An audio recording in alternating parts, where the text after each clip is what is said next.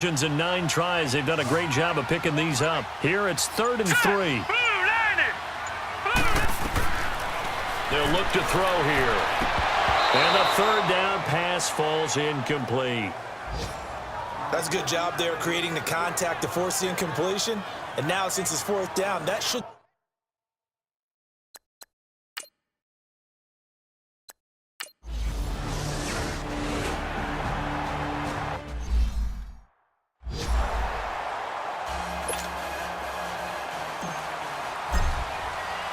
The punter Pinion now to kick this one away.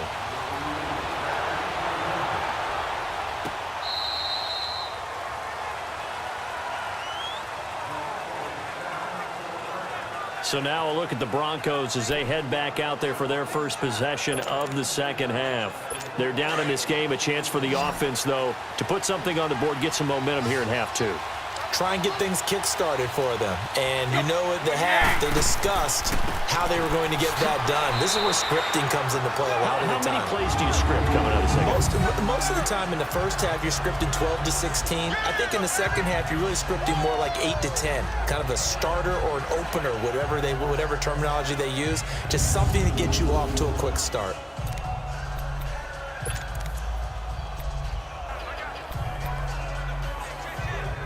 They'll break the huddle, come up on 2nd and 8 at the 27-yard line.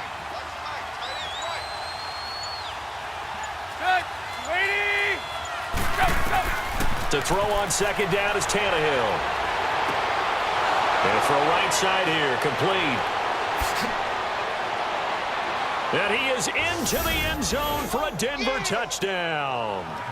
A big play there. His first touchdown here of the new campaign. And the Broncos are an extra point away from taking the lead.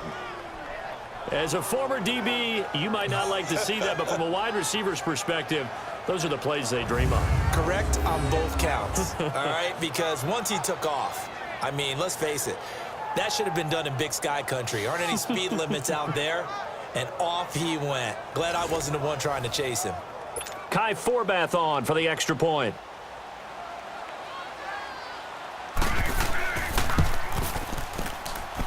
Forbath, the extra point, and that will put them on top here in the 3rd. Set now to kick this one away, and off it goes. This is taken at the 3. And he'll take it past the 25 and up to the 28-yard line. The 49ers offense now, they get set to head back on the field. And last time able to get 3. It's not what they wanted. They wanted 6, but they got at least something. They mustered something out of the drive. They'll take it. I like the way you described it. Not ideal, but they'll take it. Anything to put some points on the board. But this time on offense, they don't even want to see the field goal kicker trot on the field. They want that ball in the end zone. Yeah, they'll be going for 6. Nice job by that defensive front there to hold him to a short gain on 1st down. Well played, I must say. Yeah, only getting 1 yard. There was no room to run. Green, 39! Out of the gun, they'll look to throw toward the center of the field, but it's incomplete. They don't get the hook up there, but you really have to marvel at how precise he's been throwing the football these last couple weeks. Oh, that's the perfect word for it, precise, because if you're at 70% or better 2 weeks in a row, you have a job as long as you want one in this league, won't you? And a big loss here as he's taken down. Derek Wolfe able to finally wrestle him down for a huge loss, and that'll take us to 4th down. So in one play, you've lost an amount of yardage that our stat guy is still totaling up. Now, there are mess-ups, and there are mess-ups. I think this falls in the latter category. Nice job bringing that one back. 14 on the return. And the Broncos take over. 1st down and 10. The offense trots back onto the field, and we take an in-depth look at Royce Freeman. And we have seen a decline in the numbers. Where does the fault lie? Just him? Maybe the guys up front? Combination? Well, as you and I both know, it's almost always a collective deal. But in this case, I think maybe the offensive line got a little overconfident. They had blocked so well in the first half, picked up on what the defense was doing. I think we've seen an adjustment now that they have not picked up on, and now they're being a little bit overwhelmed. 23 yards on the play. The goal for any offense versus a zone defense, find the holes where guys are available and put the ball on the receiver before any defender can step up and fill it. They did it well there. Perfectly executed crossing route. On first down, Tannehill got his man complete over the middle. It's Page. And he'll get it down this time to the 17. 5 yards on the catch there, brings up second down. And, partner, I think that's a great example that not all tight ends are created equal because everything was right. Got the completion, but he's not one of the more dynamic guys in the league. So even though he caught it, couldn't turn it into much more. On second down, here's Tannehill. And he's wrapped up, taken down, back at the 25. We are seeing two really confident defenses imposing their will on these offenses in this game. Yeah, absolutely, going toe for toe. Just curious if one of these offenses can wake up a little bit. Is there any way they can find something that can pop, something big to knock them back on their heels?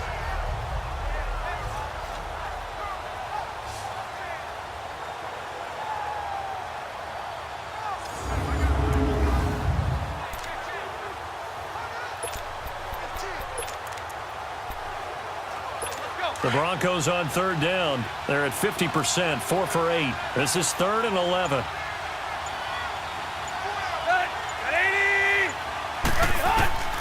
A shotgun snap for Tannehill. He's got his man. It's Williams. And they are able to stop him, but he does take it all the way to the 2. They're able to convert on third down, and that sets up a 1st and goal. He's such a good route runner. Shows it there on third down. Very proficient and a good pass. And you know what I've observed over the years in the NFL? The better a route runner you are, the more confidence your guy's going to have in you to go to you in important times because he can trust you being in the right spot, and they connected there and picked up a 1st down.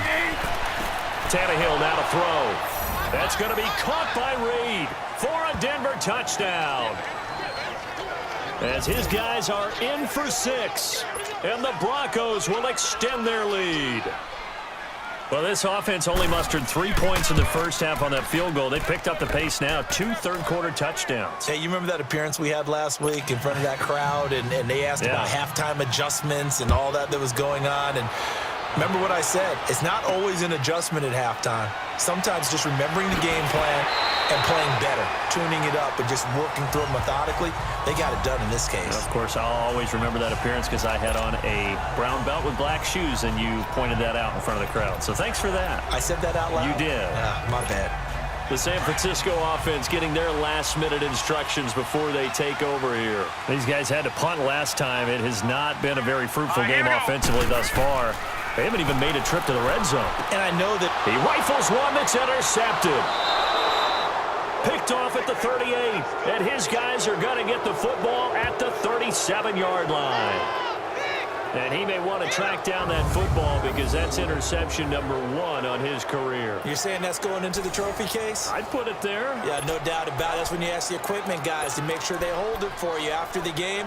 But if you play in the back 7 on defense, that's part of your job, finding ways to take the ball away from the other team.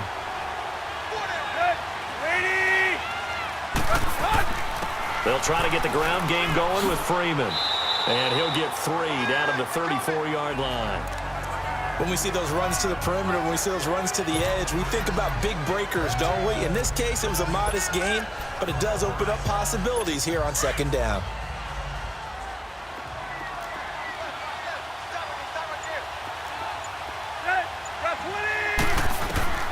Now Tannehill.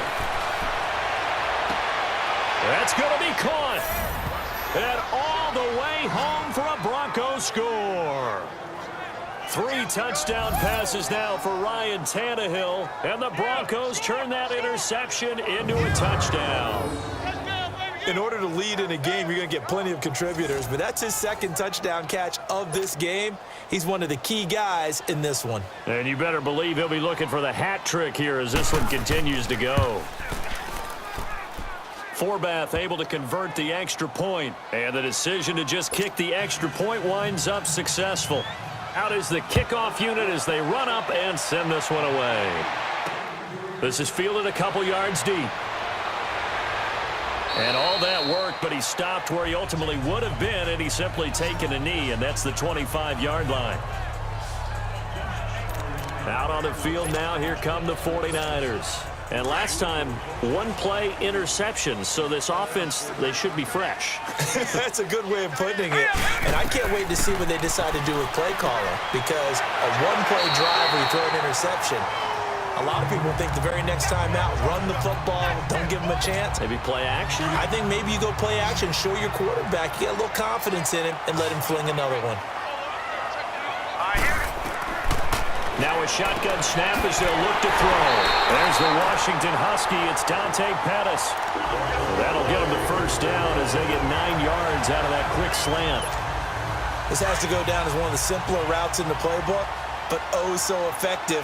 Nice completion there. Keeps the sticks moving. They'll look to throw here on first down. Nowhere to go here. He lost the football. On plays like this, when the ball comes free, it's often unusual for the team that lost it to get it back, because this is the quarterback. The ball gets away from him. Everyone else is trying to execute what they're supposed to do on offense. They're usually looking in the other direction, downfield, or have moved away from him. In this case, though, a teammate is able to come up with the ball. They try to throw on second down, but this one is incomplete. And incomplete here, so a little razzle-dazzle on that one, but they couldn't hook up, and it's third down. Now let's go! Now on third and long, they'll look to throw. He's going to float the... He's got a man! Complete! And he's going to be ripped down by the face mask at the end of this, and that's going to add 15 more onto the end of this thing. Defense. Tack on 15 more for the face mask, and that becomes a huge play. Big pass gets caught on you. You're doing everything possible to get him on the ground, and sometimes you end up grabbing the face mask. So the yellow flag came out, and that leads to a new set of downs for this offense. 1st and 10. After the penalty, it's Penny. And stopped a few yards shy of the goal line at the 3. 17 more yards on that one as they keep the drive rolling. I'm okay with the call there. In fact, I actually like it. I know they're down a couple of scores, but the running game worked in that situation. I would continue to go in that direction. 2 big plays in succession. Not sure this D knows what hit him, but now they got to get ready. It's 1st and goal. Penny will try to punch it in, and he'll take this into the end zone for a San Francisco touchdown. Rashad Penny, his 2nd touchdown on the season, and the 49ers get a score closer. Well, they had their chances in the first half, you remember, but had to settle for 2 field goals. This time they come away with 6. I think they actually got affirmation about what they were doing by getting a touchdown, because the field goals means they got in range but couldn't quite finish it off. This time, they broke through, and that's great for the old confidence. And on the sideline, difference of a feeling between 3 and 6, is it astronomical or no? It can be at times, that's for sure. A lot of times the field goal feels like a disappointment. The touchdown, well, that tells you you're getting it done. Gold with the extra point, and